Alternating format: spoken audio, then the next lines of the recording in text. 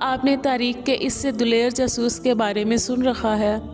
سیدنا سعد بن ابی وقاص رضی اللہ عنہ نے 7 افراد کو لشکر فارس کے بارے میں معلومات اکٹھا کرنے کے لیے بھیجا اور انہیں حکم دیا کہ اگر ممکن ہو سکے تو اس لشکر کے ایک آدمی کو گرفتار کر کے لے آئیں۔ یہ 7 آدمی ابھی نکلے ہی تھے کہ اچانک انہوں نے دشمن کے لشکر کو سامنے پایا، جبکہ ان کا گمان یہ تھا کہ لشکر ابھی دور ہے۔ انہوں نے آپس میں مشورہ کر کے واپس پلٹنے کا فیصلہ کیا، مگر ان میں سے ایک آدمی نے امیر لشکر سعد کی جانب سے ذمہ لگائی گئی مہم کو سر انجام دیے بغیر واپس لوٹنے سے انکار کر دیا، اور یہ 6 افراد مسلمانوں کے لشکر کی جانب واپس لوٹ آئے، جبکہ ہمارا یہ بطل اپنی مہم کی ادائیگی کے لیے فارسیوں کے لشکر کی جانب تنہا بڑھتا چلا گیا۔ انہوں نے لشکر کے گرد ایک چکر لگایا اور اندر داخل ہونے کے لیے پانی کے نالوں کا انتخاب کیا، اور اس میں سے گزرتا ہوا فارسی لشکر کے ہر اول دستوں تک جا پہنچا، جو کہ 40,000 لڑاکوں پر مشتمل تھے۔ پھر وہاں سے لشکر کے قلب سے گزرتا ہوا ایک سفید خیمے کے سامنے جا پہنچا، جس کے سامنے ایک بہترین گھوڑا بندھا کھڑا تھا۔ اس نے جان لیا کہ یہ دشمن کے سپہ سالار رستم کا خیمہ ہے، چنانچہ یہ اپنی جگہ پر انتظار کرتے رہے، یہاں تک کہ رات گہری ہو گئی۔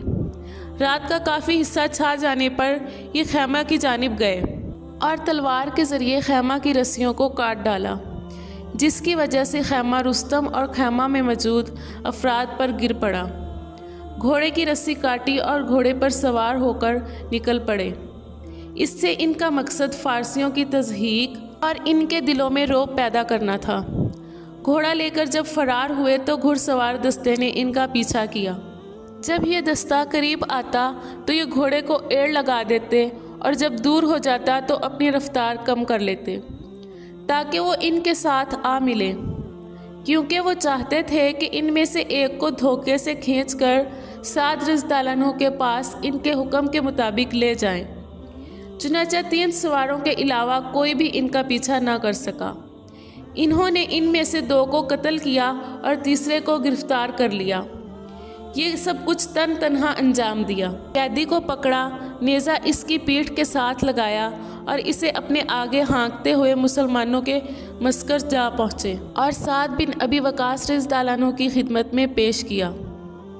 فارسی کہنے لگا، مجھے جان کی امان دو، میں تم سے سچ بولوں گا۔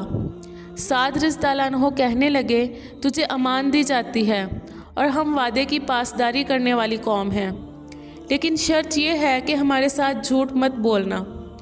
پھر سعد رضی اللہ عنہ نے کہا، ہمیں اپنی فوج کے بارے میں بتاؤ۔ فارسی انتہائی دہشت ناک اور ہذیان کی کیفیت میں کہنے لگا، اپنے لشکر کے بارے میں بتانے سے قبل میں تمہیں تمہارے آدمی کے بارے میں بتلاتا ہوں۔ کہنے لگا، یہ آدمی، ہم نے اس جیسا شخص آج تک نہیں دیکھا۔ میں ہوش سنبھالتے ہی جنگوں میں پلا بڑھا ہوں۔